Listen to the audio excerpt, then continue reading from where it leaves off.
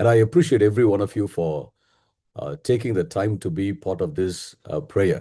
இந்த ஜெபத்தில் கலந்து கொள்வதற்கு நேரம் எடுத்து நீங்கள் வந்திருக்கீங்க. அதுக்காக உங்கள் அனைவரையும் நான் பாராட்டுகிறேன்.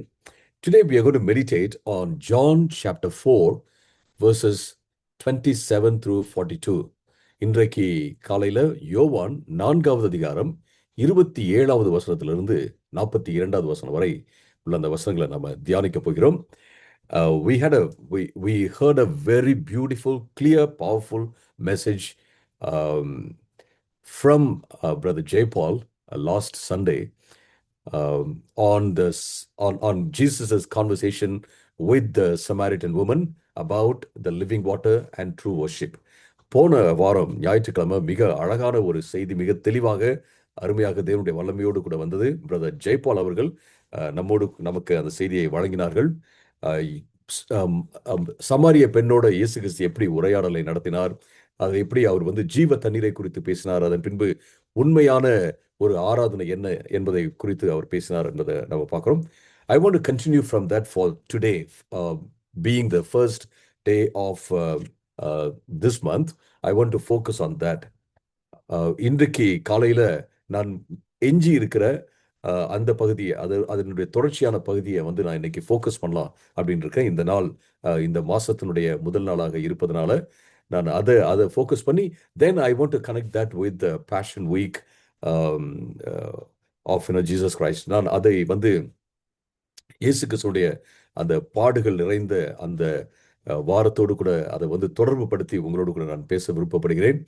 The topic today is open your eyes, the fields are ripe for Christ. For harvest. Open your eyes, the fields are ripe for harvest. இன்னைக்கு டாபிக் என்ன அப்படின்னா, உங்களுடைய கண்களை திறந்து பாருங்கள், கண்களை ஏறெடுத்து பாருங்கள், திறந்து பாருங்கள், வயல்வெளிகள் அறுவடைக்காக ஆயத்தமாக இருக்கிறது அப்படிங்கிறத நம்ம பார்க்குறோம். Here, open your eyes to see what? இந்த இடத்துல நம்முடைய கண்களை திறந்து என்னத்தை பார்க்கணும்?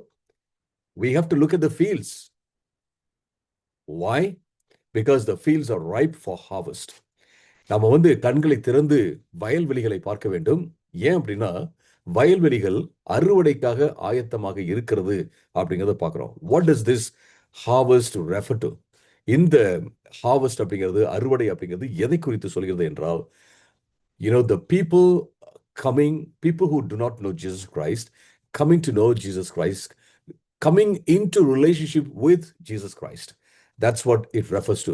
இந்த அறுவடை எதை காண்பிக்கிறது என்றால், அந்த மக்கள் ஆண்டவருக்குள்ள வர்றாங்க, ஆண்டவரை தெரியாம இருக்கிறாங்க, இப்போ ஆண்டவரை தெரிஞ்சு அவங்க வர்றாங்க, ஆண்டவருடைய உறவுக்குள்ள வர்றாங்க இல்லைங்களா, இயேசுடைய சீடர்களாக வருகிறார்கள் அல்லவா. ஸோ அதை இது காண்பிக்கிறது அப்படிங்கிறத பார்க்கிறோம். The primary reason, one of the primary reasons why Jesus came to the world to die for us is because he wanted to get us all into the kingdom of God. I would say that's the only reason Jesus came. இயேசு கிறிஸ்து இந்த உலகத்துக்கு வந்த ஒரே காரணம் என்ன அப்படின்னு கேட்டிங்கன்னா, நம்ம எல்லோரையுமே தேவனுடைய ராஜ்யத்தில் கொண்டு வர வேண்டும் என்பதற்காக தான். And it's not simply coming into the kingdom of God, but it's about coming into relationship with the Father. சும்மா நம்ம தேவனுடைய ராஜ்யத்துக்குள்ள நம்ம வருகிறோம் என்பது மட்டும் அல்ல, நாம தேவனுடைய உறவுக்குள்ள நாம வருகிறோம் என்பதுதான் மிக மிக முக்கியமான ஒரு காரியம், அருமையானவர்களே. So let's open our eyes this morning as we open our hearts this morning, open our eyes this morning as we go through this passage, John chapter 4 verses 27 through 42. நாம் இந்த காலை வேளையில இந்த யோவான் 4வது அதிகாரம் 27வது வசனத்திலிருந்து 42வது வசனம் வரை உள்ள அந்த வசனங்கள்ல நாம அப்படியே ஆண்டவருடைய வசனத்தை நம்ம பார்க்கும்போது நம்முடைய கண்களை திறந்து வைத்துக் கொள்வோம், நம்முடைய இதயங்களை திறந்து வைத்துக் கொள்வோம். கர்த்தர் நிச்சயமாக நம்மை ஆசீர்வதிப்பார் என்பதில் எந்த சந்தேகமும் இல்லை. I'm not going to read the passage today, but I'm going to tell what is there in the passage. நான் முழுவதுமாக இந்த வேத வசனத்தை நான் வாசிக்க போறதில்லை, பட் அங்கே என்ன இருக்கு அப்படிங்கிறத நான் உங்களோடு கூட நான் சொல்லிக்கொண்டே நான் செல்ல விருப்பப்படுகிறேன். When you read verses 27 through 34, this is what you find. You find the disciples distracted by what they saw happening there with Jesus at the well of Jacob. அங்க யாக்கோபனுடைய கிணற்றாண்டையிலே இயேசு கிறிஸ்துவுக்கு என்ன நடந்துட்டு இருக்கு அல்லது இயேசு கிறிஸ்து என்ன பண்ணிட்டு இருக்கிறார் அப்படிங்கிறத பார்த்து கொஞ்சம் இயேசு கிறிஸ்துடைய சீடர்கள் வந்து கொஞ்சம் அவங்க அதிர்ச்சி அடைய ஆரம்பிச்சிட்டாங்க. அது என்ன அப்படின்னு சொல்லிட்டு யோசிக்க ஆரம்பிச்சிட்டாங்க அப்படிங்கிறத பார்க்குற கொஞ்சம் அவங்களுக்கு டிஸ்ட்ராக்ஷனும் ஆகிவிட்டது என்று நம்ம சொல்ல முடியும். See, this is what is happening here. Jesus is speaking to the Samaritan woman. The disciples have now gone to buy food from the city, and now they have come back with the food. இப்ப சீடர்கள் வந்து சாப்பாடு வாங்குறதுக்காக பட்டணத்துக்குள்ள போயிருக்காங்க. இயேசு கிறிஸ்து இந்த சமாரிய பெண்ணோடு கூட பேசிக் கொண்டிருக்கிறார். இப்ப அவங்க சாப்பாடை வாங்கிட்டு உணவு வாங்கிட்டு அவங்க நேரா இயேசு இடத்துல வருகிறார்கள் அப்படிங்கிறத நம்ம பார்க்கிறோம். So the disciples return and are surprised that Jesus is speaking with a woman, and that too a Samaritan woman.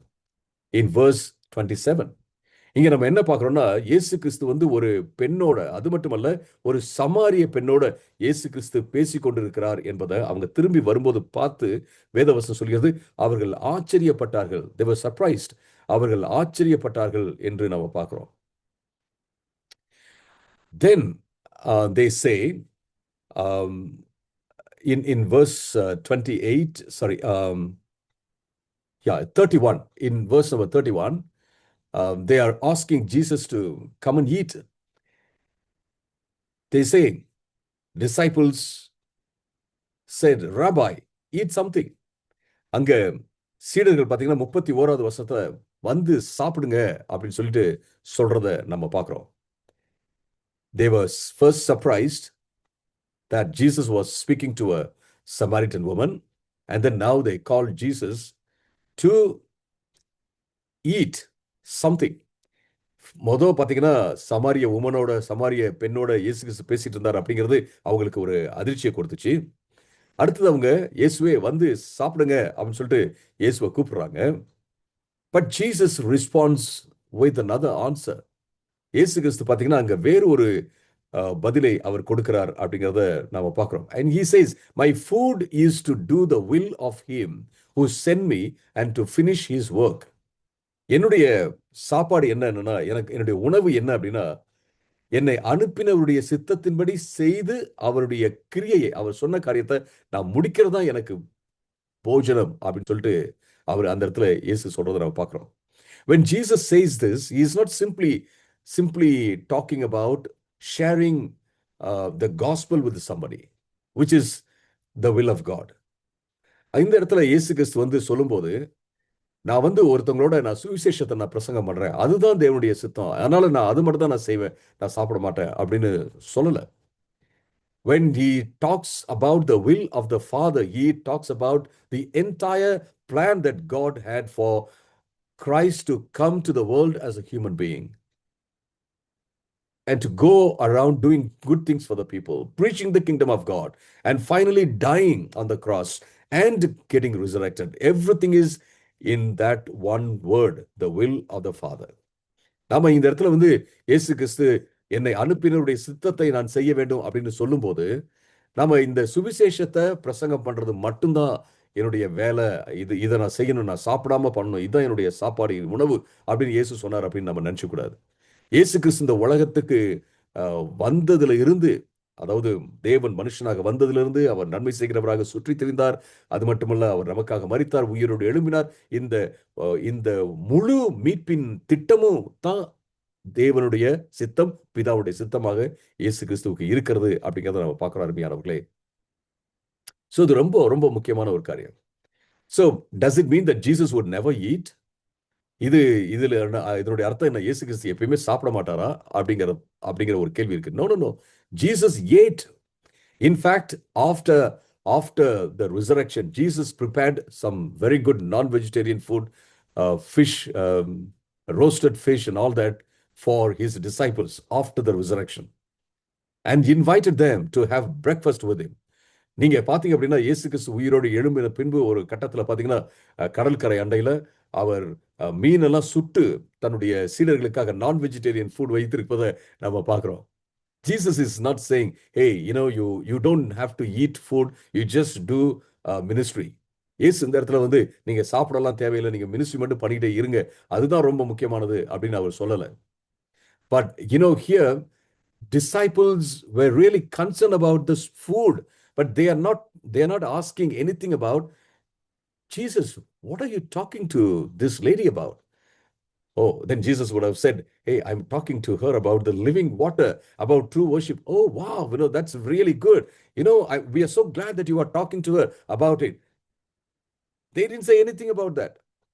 இந்த இடத்துல பாத்தீங்கன்னா, இங்க இயேசு கிறிஸ்து கிட்ட வந்துட்டு, இயேசுவே நீங்க என்ன பேசுறீங்க அப்படின்னு கேட்கல. அவரு இயேசு சொல்லிப்பாரு, நான் வந்து ஜீவ தண்ணீரை பத்தி நான் பேசுறேன். ஜீவ ஊற்ற பத்தி நான் பேசுறேன். நான் வந்து உண்மையான ஆராதனை என்ன அப்படிங்கிறத பத்தி நான் பேசுறேன். பாருங்க, அவங்க வந்து இப்ப கொஞ்சம் கொஞ்சமா அவங்க வந்து மாறிக்கிட்டே வரத நீங்க பாருங்க அப்படின்னு இயேசு சொல்லிப்பாரு. அதுல வந்து அவங்க இன்ட்ரெஸ்ட் காண்பிக்கவே இல்ல. The first thing they were surprised. Jesus was speaking to a Samaritan woman. And the second thing is, come Jesus, come let's have lunch. பாத்தீங்கன்னா இயேசு கிறிஸ்து வந்து ஒரு சமாரிய பெண்ணிட்ட பேசிட்டு இருக்காரு அப்படிங்கிறது அவங்களுக்கு ஆச்சரியம். ஆச்சரியம்னா why? Because Samaritans were not the people the Jews would talk to. ஏன் அப்படின்னா யூதர்கள் பேசுவதற்கான மக்கள் அல்ல சமாரியர்கள். சோ ஆச்சரியம். அதனால அவங்களுக்கு ஆச்சரியம் ஆயிடுச்சு. அடுத்தது என்ன அப்படின்னா, வாங்க வந்து சாப்பிடுங்க அப்படின்னு கூப்பிடுறாங்களே ஒழிய, they were not at all interested. They were not at all having any interest in what Jesus was doing in terms of spiritual transformation in the lady. அந்த ஒரு பெண்ணுடைய வாழ்க்கையில ஒரு ஆவிக்குரிய மாற்றத்தை கொண்டு வராரு இல்லைங்களா? அதை குறித்து எந்த விதமான அக்கறையும் இல்லாம, அதை குறித்து எந்த விதமான ஆர்வமும் இல்லாமல் அவர்கள் இருந்தார்கள் அப்படிங்கிறத பார்க்கிறோம். That is why Jesus says, my food is to do the will of the one who sent me.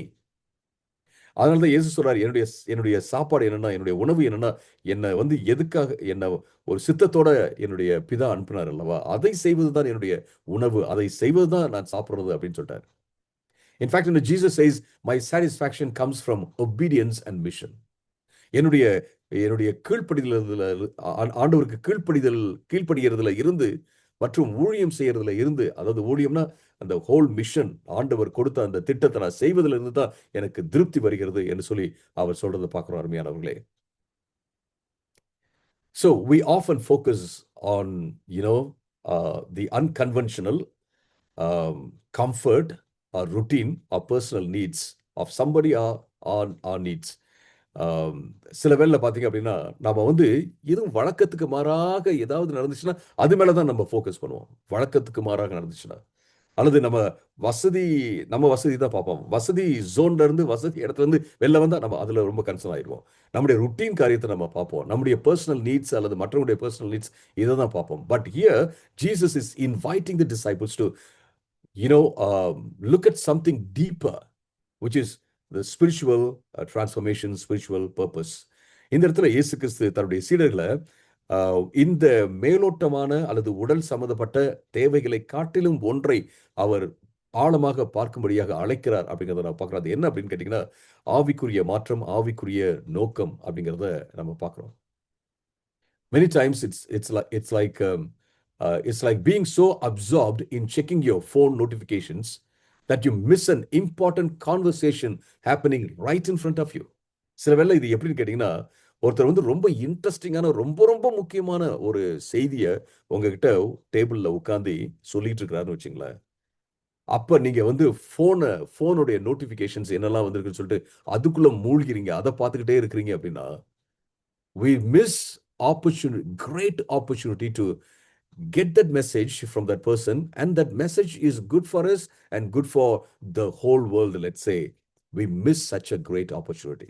So ஒருத்தர் வந்து நம்ம கிட்ட செய்தி கொடுத்துட்டு இருக்காருன்னு நான் சொன்னேன் இல்லைங்களா, ஒரு காரியத்தை, இம்பார்ட்டண்டான காரியத்தை சொல்லிட்டு இருக்காரு. அப்ப நம்ம போனை நோண்டிக்கிட்டே இருந்து நம்ம வந்து அந்த செய்தியை கேட்கல அப்படின்னா நமக்கு எவ்வளவு பெரிய நஷ்டம் இருக்கு அப்படின்னு நம்ம யோசித்து பாருங்க. That's how sometimes we miss divine opportunities because we are distracted. அது போலதான் பல வேளைகளில் நம்முடைய வாழ்க்கையில ஆண்டவர் கொடுக்கும் வாய்ப்புகளை நாம இழந்து போறோம். ஏன்னா நம்ம டிஸ்ட்ராக்ட் ஆயிடுறோம், நம்ம திசை மாறி போயிடுறோம், நம்முடைய கவனம் வேறு ஒரு இடத்துல போயிருது அப்படிங்கறத நம்ம பார்க்கிறோம் அருமையானவர்களே. So what consumes your attention more these days? Our needs or God's mission? இன்னைக்கு நம்மள வந்து நம்முடைய கவனத்தை அதிகமா இழுக்கும் காரியம் என்ன அப்படிங்கிறத யோசித்து பார்க்கறது ரொம்ப இம்பார்ட்டன்ட். நம்முடைய தேவைகளா அல்லது தேவனுடைய பணியா, தேவனுடைய சித்தமா? அதான் ரொம்ப ரொம்ப முக்கியமான ஒரு தேவனுடைய சித்தம். See, when we are distracted, only concerned about our needs, we will think pragmatically. We will say, oh yeah, I know that's what the Bible says, but this is what I can do pragmatically for my good. நம்ம பல வேளைகள்ல நம்ம வந்து பிராக்டிக்கலா யோசிக்கிறாங்க. யோ brother, பிராக்டிக்கலா யோசிங்க brother, பைபிளை பத்தி சொல்லாதீங்க பிரதர் அப்படின்னு சொல்றாங்க இல்லைங்களா? அந்த மாதிரி நம்ம யோசிக்கும் போது, நம்முடைய தேவைகளை குறித்து யோசிக்கும் போது, நம்ம எப்படி யோசிப்போம் அப்படின்னா, ஆமா பைபிள் சொல்லுது நான் இருக்கட்டும், ஆனா இது வந்து பிராக்டிக்கலா இப்படிதான் நம்ம செஞ்சாதான் நம்ம பண்ண முடியும்னு சொல்லிட்டு நம்ம திசை மாறுவோம். நம்முடைய கவனம் வந்து நம்ம தேவைகள் மேலதான் இருக்குமே ஒழிய, we will not think about what the will of God is concerning that thing. நம்ம தேவனுடைய சித்தம் அதை குறித்து என்ன அப்படிங்கறத நாம பார்க்க மாட்டோம் அருமையானவர்களே. And then when you read further in verses 35 and 36, this is what you find in this text 35 and 36. Jesus says, don't you say 4 months more and then the harvest? நீங்க இன்னும் ஒரு 3 மாசம் தான் இருக்கு அறுவடைக்கு அப்படின்னு நீங்க சொல்றது இல்லையா?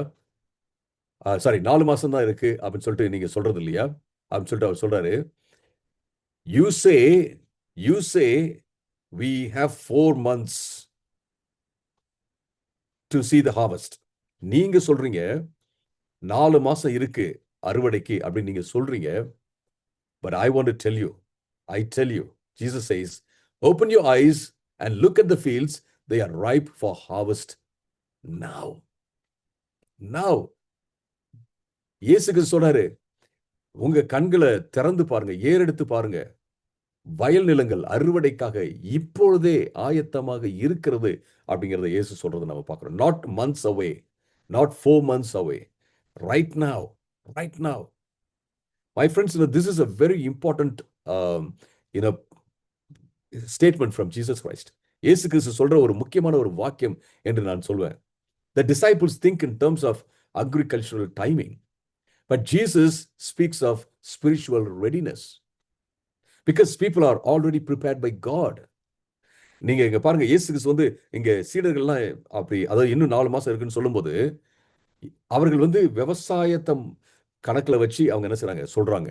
ஆனா இயேசு மக்கள் எந்த அளவுக்கு இப்ப ரெடியா இருக்காங்க ஆண்டவருடைய வார்த்தையை கேட்பதற்கு, ஆவிக்குரிய ஆயத்தம் இருக்கு இல்லையா, அதை வைத்து அவர் பேசுவதை நாம பார்க்கிறோம் அருமையானவர்களே. Jesus says the harvest is not simply in the future, but it's right now happening. It's present. That's what Jesus is saying. இயேசு கிறிஸ்து இப்படி சொல்ல, இன்னும் 4 மாசத்துக்கு அப்புறம் அல்லது ஃபியூச்சர்ல தான் உங்களுக்கு ஹார்வெஸ்ட் அப்படின்னு சொல்ல, இப்பயே ஹார்வெஸ்ட் இருக்கு, இப்பயே வயல் நிலங்கள் வந்து ரெடியா இருக்கு அப்படின்னு சொல்றதை நம்ம பார்க்கிறோம் அருமையானவர்களே. Opportunities to share the gospel are closer than we think. We can share the gospel with our family, friends and colleagues. நாம வந்து இயேசு கிறிஸ்துவை குறித்து பேசுவதற்கு, நம்ம சுவிசேஷத்தை சொல்வதற்கு, நம்ம வந்து இனி அப்புறமேட்டு சொல்லிக்கலாம் அப்படின்லாம் கிடையவே கிடையாது. இப்பயே நமக்கு அந்த வாய்ப்பு இருக்கு அப்படிங்கிறத நம்ம பார்க்கணும். நம்முடைய குடும்பத்தாரோட, நம்முடைய நண்பர்களோட, நம்மோட வேலை செய்யறவங்களோட நம்ம அதை பகிர்ந்து கொள்வது மிக மிக முக்கியமான ஒரு காரியம் அருமையானவர்களே. See, it's say for example in your email, in your inbox, a message is marked urgent. You assume it can wait, but it actually requires immediate attention from you. நீங்க இமெயில் நீங்க பார்க்கும்போது ஒன்னு அர்ஜென்ட்னு இருக்குன்னு வச்சுங்களேன், அர்ஜென்ட்டா உடனடியா நீங்க ரிப்ளை பண்ணி ஆகணும் அப்படிங்கிற ஒரு மெசேஜ் இருக்கு. ஆனா நீங்க அதை தள்ளி போடுறீங்க. ஒருவேளை அது உங்கள் வாழ்க்கையவே மாற்றுகிற ஒரு செய்தியாக இருக்கும், அல்லது மற்றவருடைய வாழ்க்கையை மாற்றுகிற செய்தியாக இருக்கும். ஆனா இப்பயே அதுக்கு அட்டென்ஷன் கொடுக்கணும் அப்படிங்கிறத நாம புரிஞ்சுக்கிறது ரொம்ப ரொம்ப முக்கியமான ஒரு காரியம் அருமையானவர்களே. Let's not think, I mean, I'm not saying that we should be ignorant of the ground reality. நான் வந்து இப்ப நிஜம் என்ன அப்படிங்கறத நீங்க மறந்துருங்க அப்படின்லாம் நான் சொல்லவே இல்லை. But we need to keep this in mind that God can use us to bring people into the kingdom of God.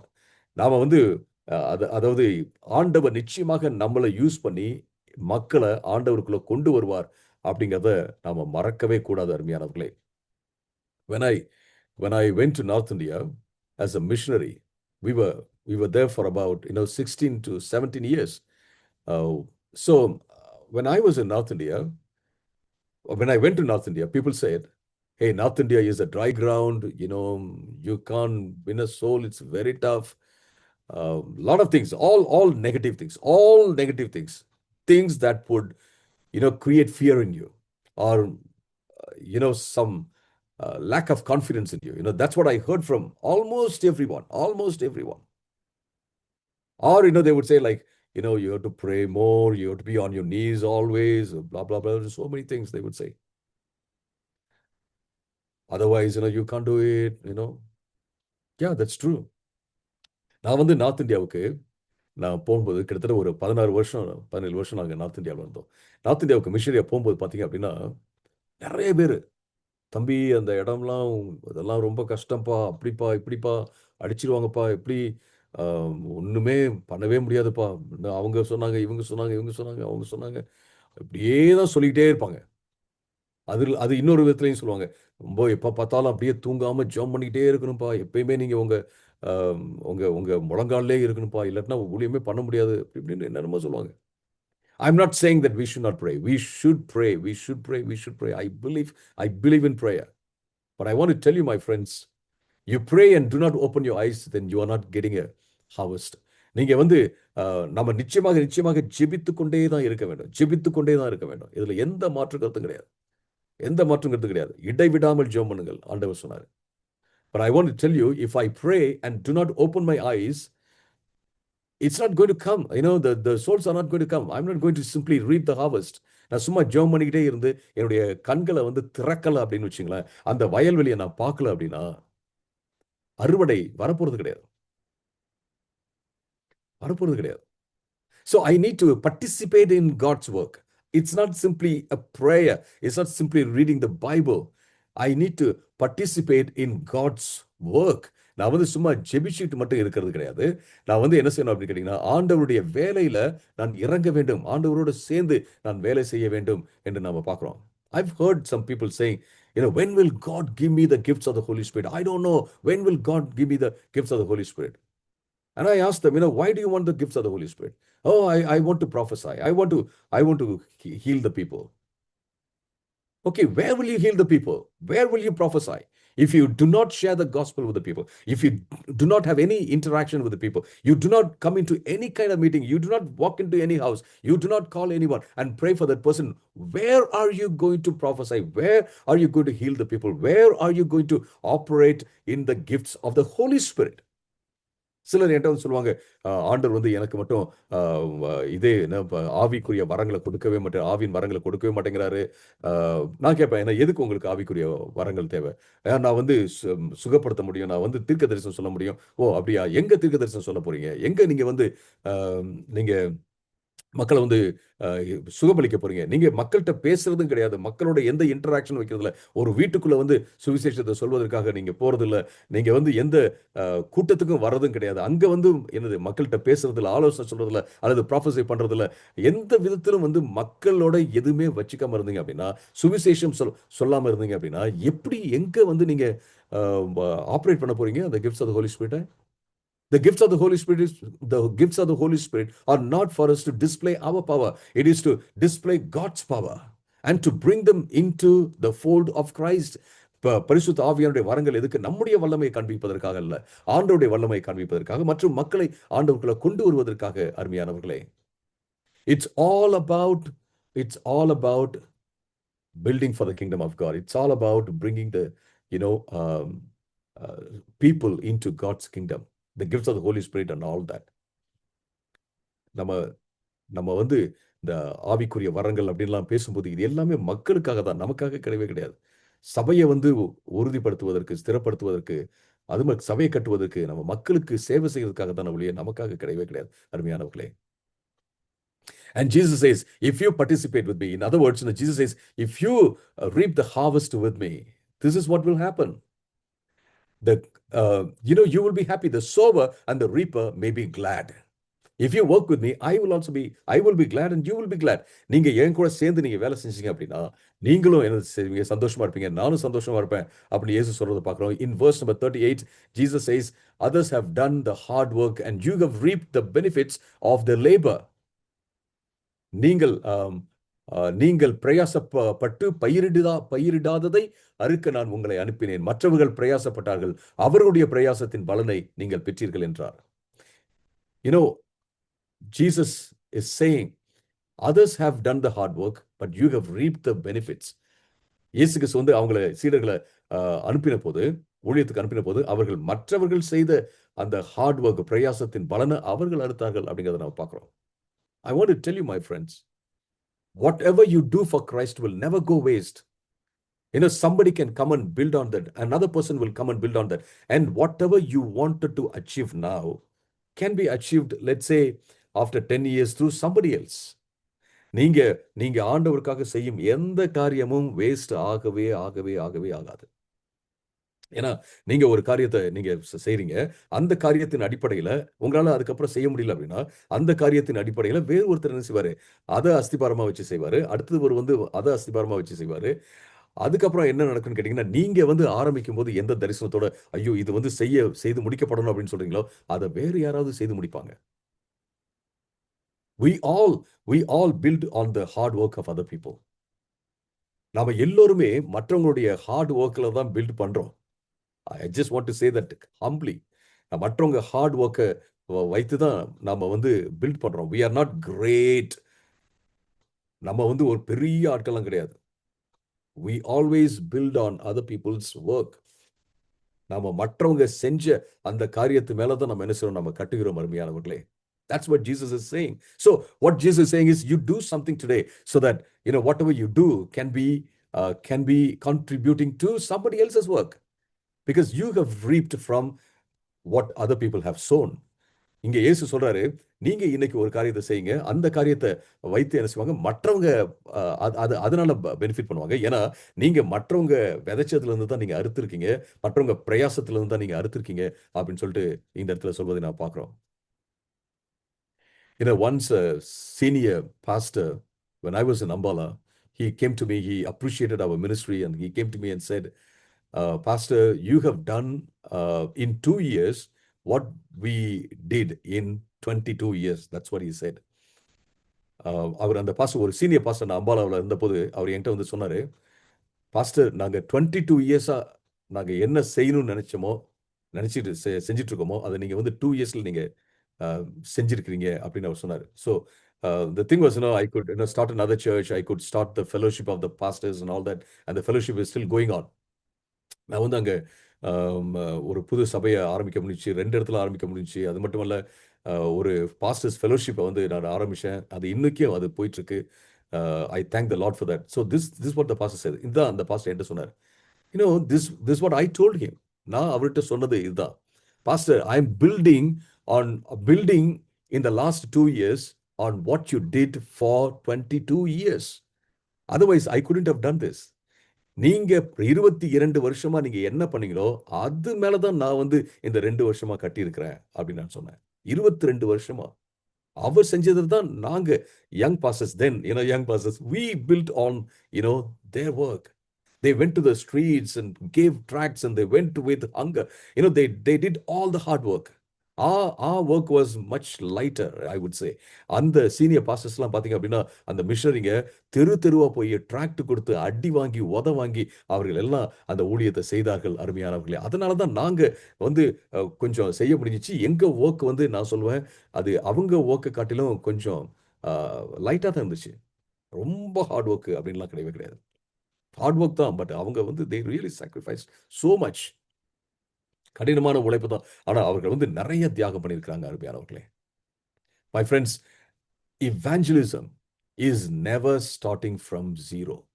I want to tell you this. Evangelism is never starting from zero.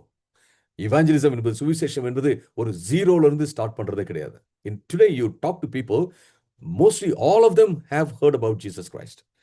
இன்னைக்கு நீங்க மக்கள்கிட்ட கேட்டீங்க அப்படின்னா எல்லோருமே இயேசு கிறிஸ்துவை குறித்து அவங்க கேள்விப்பட்டிருக்கிறாங்க அப்படிங்கிறத நம்ம பார்க்குறோம். I thank God for the TV ministries, ஆசீர்வாதம், angels and all of that. Even though I do not agree with everything they say, I somehow, they spread the gospel. They put some words of the Bible, seeds of the word in the hearts of the people. நான் நன்றி செலுத்துறேன் இந்த ஆசீர்வாதம் TV, Angeles TV. நிச்சயமா நான் அவங்க சொல்ற எல்லாத்தையும் நான் அக்ரி பண்ணவே முடியாது. ஆனாலும் என்ன அப்ரிஷியேட் பண்றேன்னா, எப்படியோ இயேசு அப்படிங்கிற வார்த்தையை அவங்க போட்டுறாங்க. தேவனுடைய வசனத்துல இருந்து நிறைய விதைகளை வந்து மக்களுடைய உள்ளத்துல அவர்கள் போட்டு விடுகிறார்கள் அப்படிங்கிறத நம்ம பார்க்கிறோம். So let's work with God. Let's participate in God's ministry. This is what I want to say, because as we are meditating on the cross, um, on the passion of Christ, this we need to keep in mind. It's all for the people. Jesus did not die for himself. He died for us, died for you and me, died for the whole world. இயேசுக்கு நம்ம வந்து இந்த காலத்துல இந்த பாடுகளை, இயேசுனுடைய பாடுகளை குறித்து நம்ம தியானிச்சுட்டு இருக்கும்போது நம்ம மனசுல வச்சுக்க வேண்டிய காரியம் என்னன்னா, இயேசு கிறிஸ்து வந்து தனக்காக மரிக்கவில்லை. இயேசு கிறிஸ்து வந்து நமக்காக மரித்தார், மற்ற எல்லோருக்காகவும் மரித்தார் அப்படிங்கிறத நம்ம பார்க்கிறோம் அருமையானவர்களே.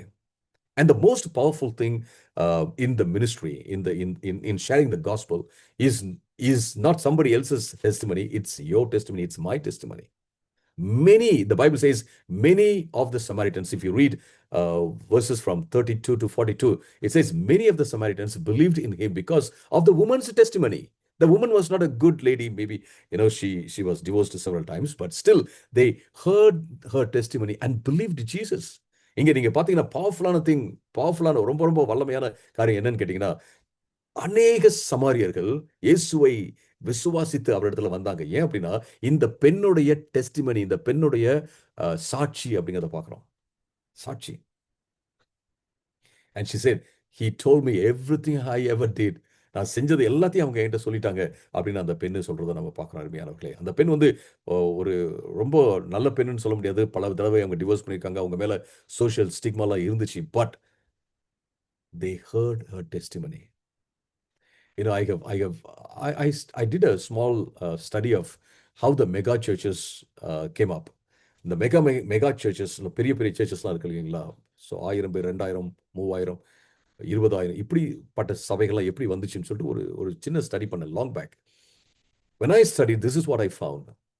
In the early stage of almost all the ministries, where the people from very, very, not good background. Okay. நீங்க பாத்தீங்க அப்படின்னா, ஆரம்பத்துல இந்த ஊழியத்தினுடைய ஆரம்பத்துல பாத்தீங்கன்னா, ஒரு நல்ல பேக்ரவுண்ட்ல இருந்து வந்தவங்க அப்படின்னு சொல்ல முடியாது. Probably they were from uneducated people. They were very, very poor people, very poor, very poor. They could not even, buy a ticket to come by bus. பஸ்ல ஏறி ஒரு டிக்கெட் வாங்கி பஸ்ல ஏறி வருவது கூட காசு இல்லாதவங்க அப்படிதான் வந்திருக்காங்க. Take any mega church. Any mega church.